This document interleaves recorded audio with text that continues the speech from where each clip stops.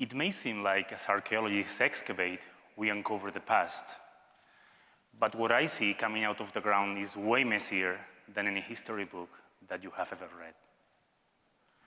What you see on the screen is the site of North Saqqara in Egypt, which was the main elite cemetery of Memphis, close to modern Cairo, at the time of state formation. That is roughly 3000 to 2600 BCE. This site was subject of intensive excavations in the 20th century that uncovered hundreds of tombs, way more tombs than any archaeologist could possibly analyze in a lifetime. And archaeologists had to choose. They chose the best preserved, the largest ones, or the structures that served their own questions. Based on these structures, archaeologists built historical narratives, hoping to understand how and why ancient Egyptian civilization developed to shape some of the most monumental buildings ever known, like the famous Giza pyramids. In constructing these narratives, archaeologists understood the construction process as the means to obtain an end product that was ready to be used. And it is this end product that they compared to the end products of other structures, and then putting them in a historical narrative. History is not uncovered, it is written. And my job as an archaeologist is to challenge these narratives and test them against new evidence. In my dissertation, I have studied the tombs of North Saqqara in detail, and I have realized that the reality is a little bit more complicated. These tombs were built for a purpose, and they were used for rituals, yes. But they were later transformed as new needs arose for other rituals, like the funerals. And yet, they were further transformed to provide space for what we call post-mortem cult. But even this scheme of successive phases of construction and use is an oversimplification. Buildings are like people, and writing about their history is very much like writing their biography. In our lives, there may be many moments which are representative of our identities, like, for example, my graduation, hopefully coming in a few weeks.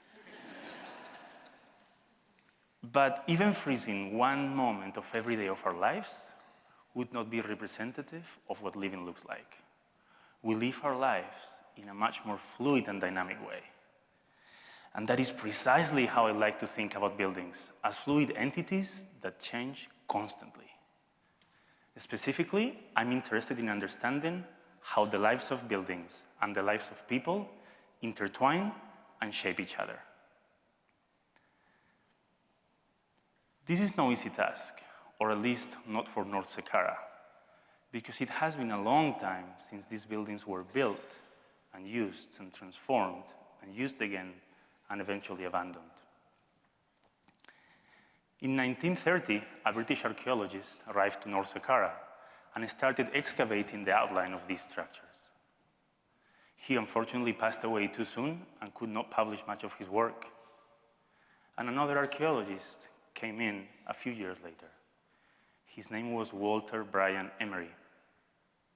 Emery undertook much more systematic excavations of the site and discovered those hundreds of tombs that I was talking about earlier. But archaeology does not happen in a vacuum, and his work was interrupted by the outbreak of World War II, and then he had problems finding a job. And long story short, he could not pay the attention that he would have liked to these tombs, and many of them remained unpublished and unknown to the scientific community. And actually, the plan of the site is still unknown. We don't know where it is, it's lost. And here is where I came.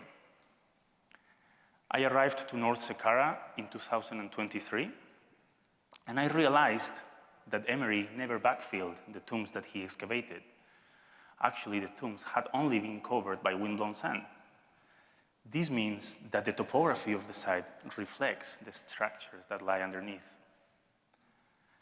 I placed a camera on top of a pole and walked the landscape, taking thousands of photographs, which I then used to create three-dimensional models of the landscape as it looks today. This was done through a technique called digital photogrammetry. These models allowed me to find traces of those structures, which I then compared with the documents of Emery, and I found matches. This has been a long process, but it has allowed me to find the location of many of those tombs that had been lost for so many years. And actually, I have been able to reconstruct a large portion of that lost plan of the site.